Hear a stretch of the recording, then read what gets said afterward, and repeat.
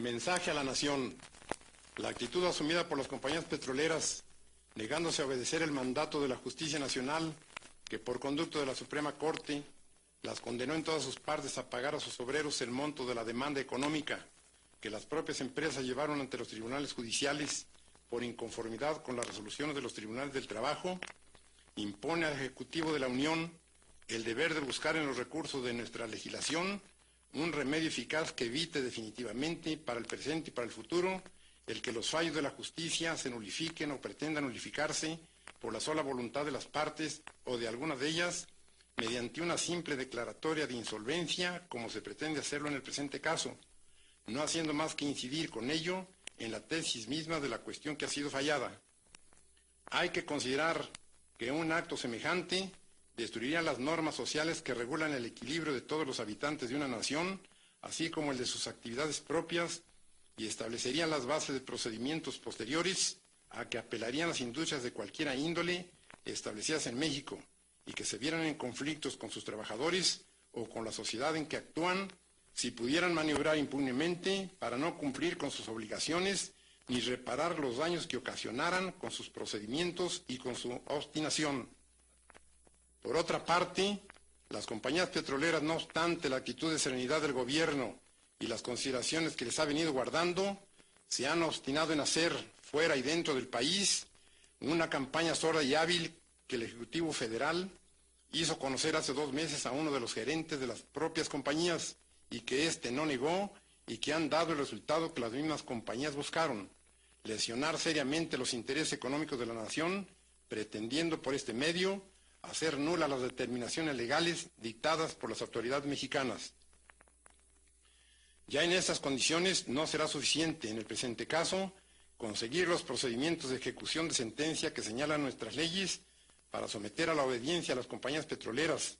pues la sustracción de fondos verificada por ellas con antelación al fallo del alto tribunal que las juzgó, impide que el procedimiento sea viable y eficaz, y por otra parte,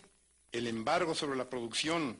o el de las propias instalaciones y aún el de los fondos petroleros implicarían minuciosas diligencias que alargarían una situación que por decoro debe resolverse desde luego, e implicaría también la necesidad de solucionar los obstáculos que pondrían las mismas empresas seguramente para la marcha normal de la producción, para la colocación inmediata de esta y para poder coexistir la parte afectada con la que indudablemente quedaría libre y en las propias manos de las empresas. Y en esta situación de suyo delicada, el poder público se vería asediado por los intereses sociales de la nación, que sería la más afectada, pues una producción insuficiente de combustibles para las diversas actividades del país, entre las cuales se encuentran algunas tan importantes como la de transportes, o una producción nula o simplemente encarecida por las dificultades, tendría que ocasionar en breve tiempo una situación de crisis incompatible no solo con nuestro progreso, sino con la paz misma de la nación. Paralizarían la vida bancaria, la vida comercial en muchísimos de sus principales aspectos, las obras públicas que son de interés general, y la existencia del propio gobierno se pondría en grave peligro, pues perdido el poder económico por parte del Estado, se perdería asimismo el poder político, produciéndose el caos. Es evidente que el problema que las compañías petroleras plantean al Poder Ejecutivo de la Nación, con su negativa a cumplir la sentencia que les impuso el más alto tribunal judicial, no es un simple caso de ejecución de sentencia, sino una situación definitiva que debe resolverse con urgencia. Es el interés social de la clase laborante en todas las industrias del país el que lo exige. Es el interés público de los mexicanos y aún de los extranjeros que viven en la República y que necesitan de la paz y la dinámica de los combustibles para el trabajo. Es la misma soberanía de la nación que quedaría expuesta a simples maniobras del capital extranjero, que olvidando que previamente se ha constituido en empresas mexicanas bajo leyes mexicanas, pretende eludir los mandatos y las obligaciones que le imponen autoridades del propio país. Se trata de un caso evidente y claro que obliga al gobierno a aplicar la ley de expropiación en vigor, no solo para someter a las empresas petroleras a la obediencia, sino porque habiendo quedado rotos los contratos de trabajo entre las compañías y sus trabajadores por haberlo así resuelto las autoridades del trabajo, de no ocupar el gobierno las instalaciones de las compañías, vendría la paralización inmediata de la industria petrolera, ocasionando estos males incalculables al resto de la industria y a la economía general del país. Por las anteriores razones, se ha expedido el decreto que corresponde y se han mandado ejecutar sus conclusiones, dando cuenta en este manifiesto del pueblo de mi país de las razones que se han tenido para proceder así y demandar de la nación entera el apoyo moral y material necesarios para afrontar las consecuencias de esta determinación. Para mayor justificación del acto que se anuncia, hagamos breve historia del proceso creador de las compañías petroleras en México y de los elementos con que han desarrollado sus actividades.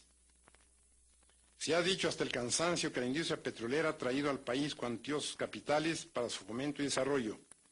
Esta afirmación es exagerada. Las compañías petroleras han gozado durante muchos años, los más de su existencia, de grandes privilegios para su desarrollo y expansión, de franquicias aduanales, de exenciones fiscales y de prerrogativas innumerables, y cuyos factores de privilegio, unidos a la prodigiosa potencialidad de los mantos petrolíferos que la nación les concesionó, muchas veces contra su voluntad y contra el derecho público, significan casi la totalidad del verdadero capital de que se habla. Riqueza potencial de la nación, trabajo nativo pagado con exiguos salarios, exención de impuestos, privilegios económicos y tolerancia gubernamental son los factores del auge de la industria del petróleo en México. Examinemos la obra social de las empresas. ¿En cuántos de los pueblos cercanos a las explotaciones petroleras hay un hospital, o una escuela, o un centro social, o una obra de aprovisionamiento o saneamiento de agua, o un campo deportivo, o una planta de luz, aunque fuera a base de los muchos millones de metros cúbicos del gas que desperdician las explotaciones? ¿En cuál centro de actividad petrolífera, en cambio, no existe una policía privada destinada a salvaguardar intereses particulares, egoístas y algunas veces ilegales?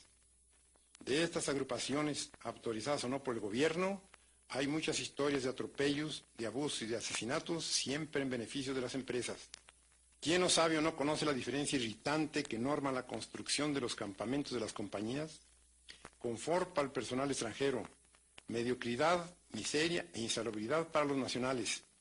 refrigeración y protección contra insectos para los primeros, indiferencia y abandono,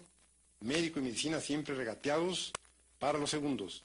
salarios inferiores y trabajos rudos y agotantes para los nuestros. Otra contingencia forzosa del arraigo de la industria petrolera, fuertemente caracterizada por sus tendencias antisociales y más dañosa que todas las enumeradas anteriormente, ha sido la persistente, aunque indebida, intervención de las empresas en la política nacional. Nadie discute ya si fue cierto o no que fueron sostenidas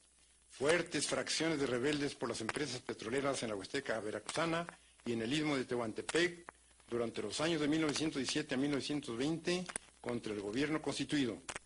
Nadie ignora tampoco cómo en distintas épocas posteriores a las que señalamos y aún contemporáneas, las compañías petroleras han alentado casi sin disimulos ambiciones de descontentos contra el régimen del país cada vez que ven afectados sus negocios, ya con la fijación de impuestos o con la rectificación de privilegios que disfrutan o con el retiro de tolerancias acostumbradas. Han tenido dinero, armas y municiones para la rebelión, dinero para la prensa antipatriótica que las defiende, dinero para enriquecer a sus incondicionales defensores, pero para el progreso del país, para encontrar el equilibrio mediante una justa compensación del trabajo, para el fomento de la higiene en donde ellas mismas operan, o para salvar de la destrucción las cuantiosas riquezas que significan los gases naturales que están unidos con el petróleo en la naturaleza, no hay dinero, ni posibilidades económicas, ni voluntad para extraerlo del volumen mismo de sus ganancias. Tampoco lo hay para reconocer una responsabilidad que una sentencia les define, pues juzgan que su poder económico y su orgullo les escuda contra la dignidad y la soberanía de una nación que les ha entregado con largueza sus cuantiosos recursos naturales y que no puede obtener, mediante medidas legales, la satisfacción de las más rudimentarias obligaciones. Es, por lo tanto, ineludible, como lógica consecuencia de este breve análisis, dictar una medida definitiva y legal para acabar con este estado de cosas permanente en que el país se debate, sintiendo frenado su progreso industrial por quienes tienen en sus manos el poder de todos los obstáculos y la fuerza dinámica de toda actividad,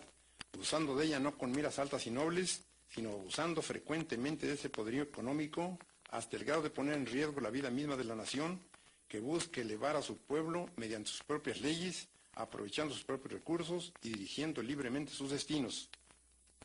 Planteada así la única solución que tiene este problema, pido a la nación entera un respaldo moral y material suficientes para llevar a cabo una resolución tan justificada, tan trascendente y tan indispensable.